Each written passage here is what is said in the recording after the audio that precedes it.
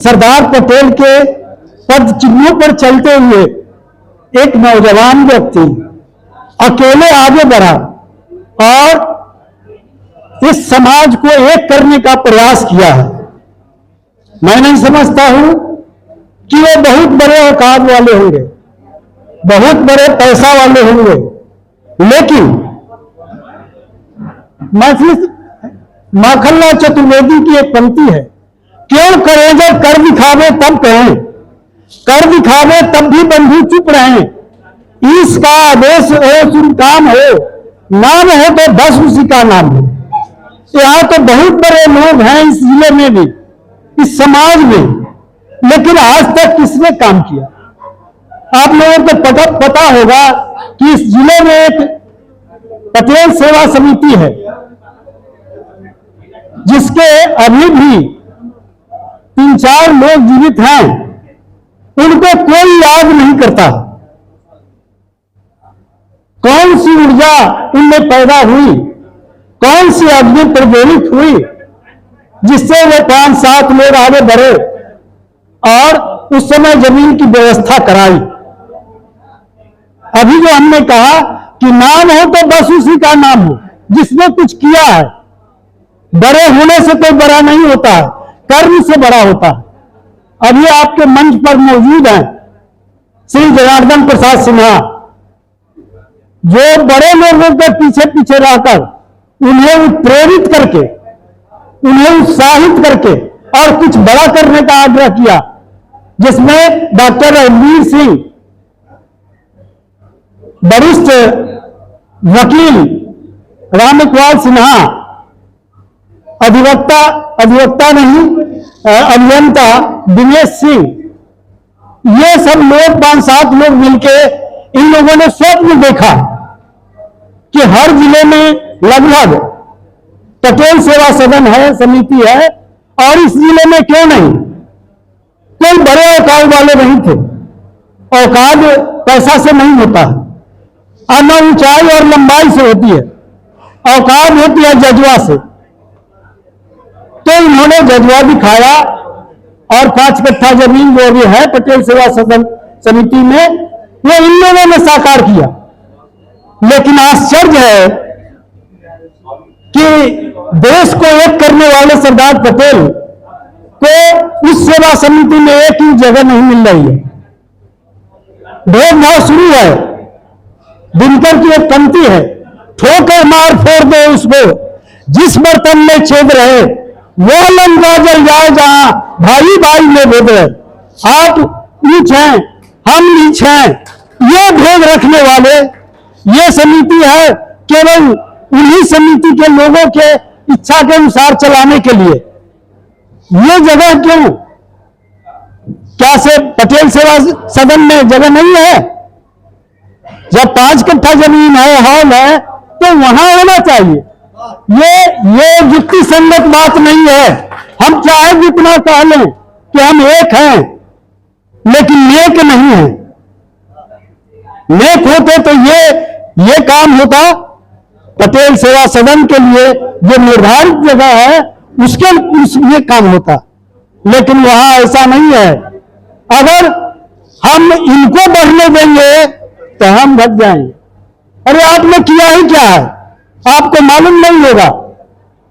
इस जिले का कुर्मी नाम से एक कॉलेज है, जिसके संस्थापक हैं जनार्दन बाबू, राम लखन सिंह अवध महाविद्यालय। पहले इस जिले के कुर्मी महाविद्यालय की स्थापना किया। और अभी जो हमने कहा कि ठोकर मार फोड़ दो उसको, जिस बर्तन में छेद रहे वो लंका जल जाए जहां भाई भाई में भेद रहे।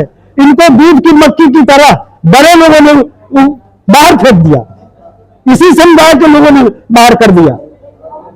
इन्हीं के प्रयास से, इन्हीं के पद चिन्हों पर चलकर, इन्हीं की मदद से हमने भी सरदार पटेल कॉलेज मधुरापुर में खोला। लेकिन फिर उसका भी असर वही हुआ। भूल से अगर गलत बोला जाए तो क्षमा करेंगे। 1918 में बहुत बड़ा फसल क्षति हुई अहमदाबाद, जहां के वो थे, और उन्होंने अनशन शुरू कर दिया गांधी जी के कहने से। अंग्रेजों का बहुत बड़ा अत्याचार चला, फसल हुई नहीं और टैक्स भी बढ़ा दिया। अब बढ़ा के जबरदस्ती वसूलना शुरू किया। सरदार पटेल ने गांधी जी को कहा कि आधी आबादी को भी बाहर निकालना पड़ेगा। वो संपन्न राज्य था, आधी आबादी बाहर नहीं निकल पाती थी, लेकिन पटेल ने शर्त लगाया गांधी से कि जो भी इसमें शरीक होंगे धरना प्रदर्शन में, वो अपनी पत्नी के साथ शरीक होंगे। सबसे पहले सरदार पटेल ने महिलाओं को घर से निकाल के और वो सभा स्थल पर बुलाया और वो कामयाब हुए। उसी समय गांधी ने इनको सरदार की उपाधि दी। सरदार वल्लभ भाई पटेल को सरदार की उपाधि 1918 में मिली, तब वो सरदार हुए। उपाधि आजकल तो उपाधि बांटी जा रही है, लेकिन उस समय उपाधि मिलती थी काम करने पर। उन्होंने काम किया, अंग्रेजों को झुकाया और वो टैक्स माफ हो गया। तब लोग पूरे भारत में इनका प्रचार हो गया कि एक है अगर पूरे भारत में तो एक वही सरदार है, वल्लभ भाई पटेल। त्याग की प्रतिनिधि कितने थे वो तो कोर्ट वाला मामला सब लोग जानते हैं, हर सभा समारोह में उसकी चर्चा होती है। लेकिन एक और मामला है, जब ये वकील बन गए, इनकी वकालत चल निकली और उस समय की यह परंपरा थी कि जब तक इंग्लैंड से वकालत पास करके नहीं आइएगा तब तक मुवक्किल इतना नहीं मिलता था। इन्होंने ठान लिया कि हम इंग्लैंड जाकर वकालत करेंगे, पैसा इकट्ठा करना शुरू कर दिया। उस समय के निर्धारित जो शुल्क थे उसके उतना इन्होंने इकट्ठा कर लिया, इकट्ठा करके वहां रजिस्ट्रेशन के लिए भेज दिया। तो दो भाई थे, विठल भाई पटेल और वल्लभ भाई पटेल। शॉर्ट में बीवी पटेल आया, वहां से आता था शॉर्ट नाम। डाक से वो आया मंजूरी का, मिल गया बड़े भाई को। उन्होंने उसको दबा दिया, और दबा क्या दिया, उनको लगा कि हम उस योग्य है इसलिए आया। बाद में पता चला, इन्होंने उसका पुनरीक्षण कराया, बाद में पता चला कि यहाँ की परिपाटी है, शॉर्ट में ही नाम जाता। अब बड़े भाई ने कहा कि अब तो इज्जत का सवाल है, कागज मेरे पास है, पैसा तुमने लगाया है, मुझे करने दो। बरसों के द्वारा कमाई गई उनकी जो पूंजी थी उन्होंने बड़े भाई को करवा दिया, और बाद में फिर चल के मेहनत करके ये इंग्लैंड गए और वहां से डिग्री प्राप्त करके आए। आपको पता होगा कि असहयोग आंदोलन गांधी जी ने चलाया था। 30 में बहुत लोगों को फांसी हो गई। गांधी जी ने असहयोग आंदोलन को वापस करा लिया। भगत सिंह, सरदार भगत सिंह, राजगुरु बटुकेश्वर दत्त को फांसी हो गई। गांधी जी से पूरा भारत नाराज हो गया, क्योंकि अंग्रेजों ने इनसे पैक्ट किया था कि आप जिसका भी नाम बोलेंगे, जिस स्वतंत्रता सेनानी का नाम बोलेंगे, उनको सजा मुक्त कर दिया जाएगा। इन्होंने उन तीनों का नाम नहीं बताया, इसलिए गांधी जी से खासे नाराज थे पूरे भारत के लोग। लाहौर अधिवेशन चलाया, उसमें अध्यक्षता की बात हुई, कोई तैयार नहीं हुआ लाहौर अधिवेशन की अध्यक्षता करने के लिए। गांधी जी ने कहा कि अब तुम ही विकल्प हो, तुम ही अध्यक्षता करो।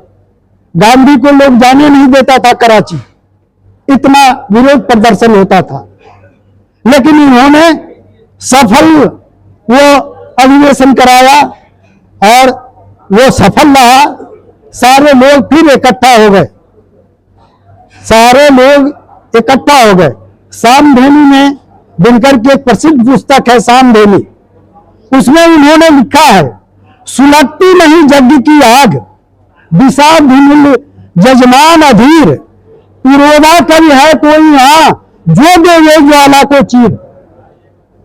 आपके स्वतंत्रता आंदोलन की आग धीमी पड़ गई थी ये 3 सपूतों के फांसी चढ़ने के कारण, लेकिन फिर सरदार पटेल ने उस अग्नि को प्रज्वलित ही नहीं किया और भारत को आजादी दिलाकर उन्होंने छोड़ी। और भी बहुत सारी बातें हैं जो हमको बताने की जरूरत थी, लेकिन आप लोग सभी अधीर हो चुके हैं, इसलिए मैं अपनी बात को समाप्त करता हूं। सकते हैं, लेकिन रीजन क्या है कि हमारा समाज अलग अलग समूह में बटा हुआ है। लालच में सब एक दूसरे के टाइम खींचने के चक्कर में लग जाता है। तो इन सभी जगहों पर हम लोग अभी चूज कर रहे हैं, देख रहे हैं, क्योंकि हम लोग का ज्यादा उम्र नहीं है तो अभी इतना ज्ञान नहीं है, नॉलेज नहीं है राजनीति के बारे में। तो जो भी थोड़ा थोड़ा हो रहा है उसके अकॉर्डिंग हम लोग कर रहे हैं। तो बहुत सारे लोग हम लोग का टाइम भी खींचते हैं, बहुत सारे लोग बेइज्जती भी करते हैं कि ये लोग क्या राजनीति करेगा। हम लोग 20 साल 25 साल से कुर्मी का नेता बने हुए हैं और ये लोग 6 महीने से आया रंगबाजी कर रहा है, उड़बाजी कर रहा है, मतलब बहुत सारी चीजों से वो बुलाते हैं। पर फिर भी हम लोग कोई फर्क नहीं पड़ता, क्योंकि हम लोग मूर्ख नहीं है, पढ़े लिखे लोग हैं। हम लोग किसी के बातों से हम किसी के बहकावे में नहीं आते हैं। हम लोग जो अपना काम है वो करते रहना चाहिए। तो हमारे समाज के जो भी युवा है और हमारे वरिष्ठ अभिभावक जो भी है, उनसे हमारा विनम्र विनती है कि आप लोग वरिष्ठ हो चुके हैं तो कृपया आप लोग एक संगठन बनाइए और हर प्रखंड में, हर जिला में एक दूसरा समय दीजिए अपने समाज के लिए, क्योंकि आप लोग 10 साल या 15 साल बाद चले जाएंगे तो हम आपको याद करेंगे कि हाँ ये थे या ये थे। इनके माध्यम से हम जैसे नवकुर्मी अभियान के अजय भैया है, अजय होकर भी इनसे हमारी बराबर बातचीत होती है, मार्गदर्शन करते हैं। हमारे धर्मेंद्र अंकल भी है, उनसे भी हमारी बराबर बातचीतें होती हैं, तो बताते हैं कैसे करना है, क्या करना है। तो आप सभी से निवेदन है, जो भी हमारे वरिष्ठ लोग हैं, बुजुर्ग लोग हैं, तो आप लोग एक संगठन बनाइए और जिला वाइज फोन से ही कांटेक्ट कीजिए, छोटा छोटा एक समारोह करवाइए और उसके अकॉर्डिंग अपना एक काम कीजिए। आने वाले आगामी समय में विधानसभा चुनाव है, तो बहुत सारे संगठन में हम देखते हैं कि जो फॉरवर्ड समूह के लोग होते हैं तो वो किसी भी पार्टी से उनका लोग होता है, चाहे आरजेडी से हो, जदयू से हो, बीजेपी से हो, आम आदमी पार्टी से मतलब नहीं होता है। उन्हें अपने कैंडिडेट से मतलब होता है। उनका कैंडिडेट जिस समाज जिस पार्टी में जाता है वो उसके हो जाते हैं, बोलते हैं कि भैया है, हमारे चाचा है, इसलिए हम उनके साथ हो गए। लेकिन हम लोगों में ऐसा नहीं होता है। हम लोगों ने सिर्फ पूरी कहता है कि नहीं नीतीश कुमार को मुख्यमंत्री मानते हैं, वही हमारे नेता है। और कल संजीव कुमार विधायक में खड़ा होता है तो हम उसको वोट नहीं देंगे, जदयू की तरफ से किसी और को टिकट मिलेगा तो हम उनको वोट देंगे, लेकिन हमारी जनसंख्या ज्यादा है फिर भी हम वहां पे नहीं लीड कर पाते हैं। तो ये बहुत सारे दुष्परिणाम है जिनको हम लोगों को सही करना होगा। और एक निवेदन है कि आने वाले विधानसभा 2025 के चुनाव में हमारा यही विनती है कि हमारे युवाओं का अधिक से अधिक भागीदारी होनी चाहिए। इसके लिए हमें कम से कम 6 महीने तक मेहनत करना पड़ेगा। जिस प्रकार पटना में हम सुनते हैं कि कुर्मी महासभा एक बार हुआ था, जिसमें हमारे सतीश बाबू भी थे, हम उनको पहचानते तो नहीं है, नाम सुनते हैं, उन्हीं के माध्यम से नीतीश जी मुख्यमंत्री बने थे और आज पूरे बिहार का, पूरे भारत में उन्हें जाना जाता है। तो हमारा निवेदन है कि आप भी 6 महीना मेहनत कीजिए, तन मन धन सब चीज से हम लोग सहयोग करेंगे। जहाँ हमारा जरूरत पड़ेगा हमारे युवाओं का हम लोग आएंगे और कम से कम एक पटना में उसी प्रकार एक हुंकार भरिए 25 से पहले कि नीतीश बाबू 5 साल हो सके तो और रहेंगे। और जो चुनावी चीज चल रहा है, ये सभी पार्टी ये कमजोर करने के चक्कर में लगे हुए हैं और वो कमजोर हो भी रहे हैं, मानसिक रूप से भी आप देख रहे हैं। जहां भी प्रोग्राम हो रहा है वो बताने की चीजें नहीं है, तो इसलिए क्या आप लोग जानते ही हैं। तो आप लोग एक बार फिर से कोशिश कीजिए, हुंकार लगाइए और सभी जिला के, पूरा बिहार के कुर्मी को एक कीजिए। हमारा यही एक निवेदन है और हम लोग जो सहयोग होगा तन मन धन से, और हमारे जहां तक हमारा कांटेक्ट होगा, जहां तक हमारा संपर्क होगा, लगभग 10 जिला के लोग तो पहचानते ही हैं, 10 जिला के युवा पहचानते ही हैं। बहुत सारे लोगों को मैंने बताया था, पर आज लगन भी है, शादी भी है, इस कारण बहुत सारे लोग नहीं है और बहुत सारे 4-5 जिला से लोग आए हैं और कुछ लोग आ भी रहे हैं। जहां होने के कारण बहुत लोग फंसे हुए हैं, वो लोग भी आएंगे, आपको उनसे भी हम परिचय करवाएंगे। तो यहाँ जितने भी लोग आएंगे वो काफी है, ये नहीं है कि हमारा संख्या कम है तो हम डिमोटिवेट हो जाएंगे। एक अगर 0 से गिनती स्टार्ट होता है तभी वो 10,000 और लाख में जाता है। अगर 0, 1, 2, 3 पूरा नहीं करेंगे तो वो संख्या हमारा आगे नहीं जाएगा। बूंद बूंद से तालाब भरता है, इसीलिए आप लोग यहाँ पे आए हैं तो अपना अपना राय विचार दीजिए। हमने जो इस चीजों पे बात कहा वो आपको आप बताइए कि आपको कैसा लगा मेरा बात, मेरा विचार, इसके अकॉर्डिंग आगे क्या किया जाना चाहिए, आप अपना विचार रखिए और फिर आगे जो आप मीटिंग रखिएगा उसमें हम लोग आएंगे और फिर पूरे जिला में, पूरे बिहार में कैसे कार्यक्रम करना है, कैसे क्या करना है, क्योंकि सबसे बड़ा चीज आर्थिक रूप से हम लोग थोड़ा सा कमजोर है। हम लोग कमजोर नहीं है, मजबूत है, लेकिन हमारे समाज का मानसिकता थोड़ा सही नहीं है। वो लोग पार्टी फंक्शन में, बहुत सारी चीजों में किसी और के ऊपर खर्चा कर देते हैं, लेकिन वो सामाजिक कार्यक्रम में खर्चा नहीं करते हैं, समाज के लोगों का मदद नहीं करते हैं, क्योंकि वो संगठन से बाहर है। जो भी लोग धीरे धीरे जुड़ रहे हैं वो तो मदद कर ही रहे हैं। तो हमारा प्रयास रहेगा कि जो भी हमारे समाज के लोग बड़े स्तर पे हैं उन्हें अपने साथ जोड़ के रखें और जहां भी उनका हमारा सहयोग हो हम उनका